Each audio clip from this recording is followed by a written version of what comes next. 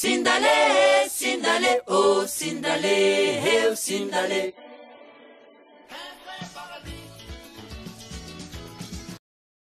Gigi Wagnou, j'espère que vous allez bien. On se retrouve aujourd'hui pour une nouvelle vidéo coupage de pointe.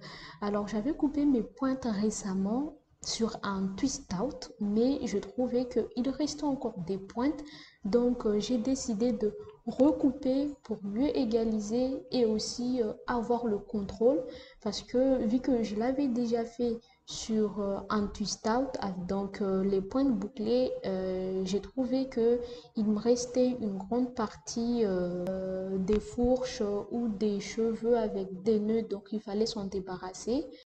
Et comment je vais procéder, c'est que je vais diviser mes cheveux en sections. C'est très important de travailler en sections. Travailler en section permet d'avoir une meilleure contrôle des cheveux, mais aussi une meilleure visibilité, si je peux dire.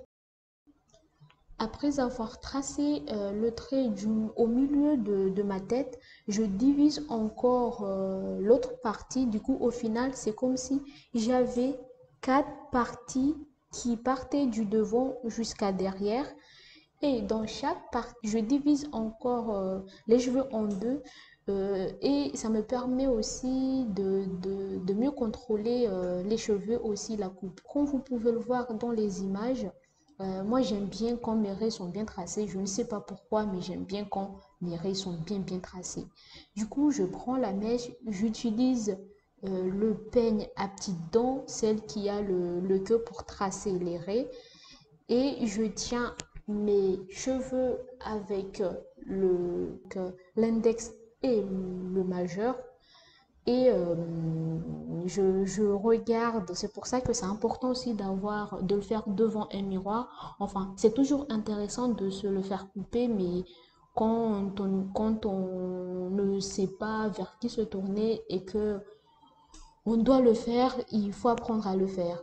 Du coup, je vous laisse avec les images. C'est plus explicite que cette voix off.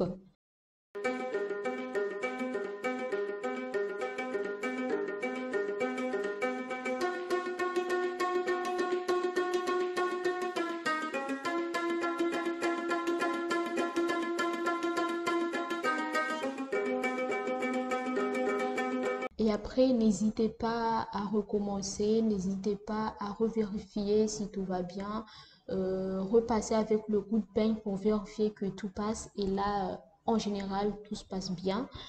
Voilà, je vais mettre en accéléré pour vous montrer comment se fait le processus tout au long de ma tête.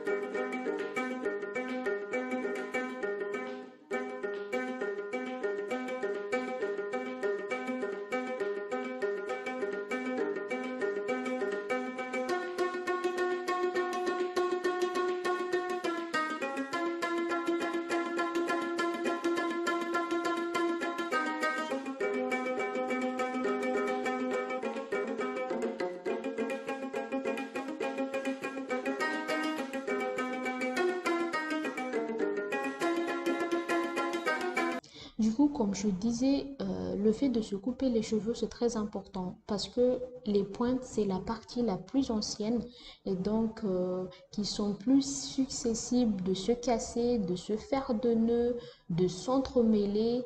Et quand on n'a pas la patience, des fois, on peut tirer, un nœud peut se casser, aller vers d'autres, se former des fourches. Et quand on dit que se couper le pointe favorise la pousse, c'est pas que ça favorise, mais ça y contribue un peu parce que le cheveu afro, comme n'importe quel cheveu dans ce monde, il pousse, mais lentement. Et du coup, tous les jours, le cheveu il pousse, mais le fait d'avoir les pointes abîmées, il se casse et du coup, on ne voit pas de la longueur parce que justement, la longueur n'y est pas à cause de ces fameuses pointes abîmées et donc il faut s'en débarrasser.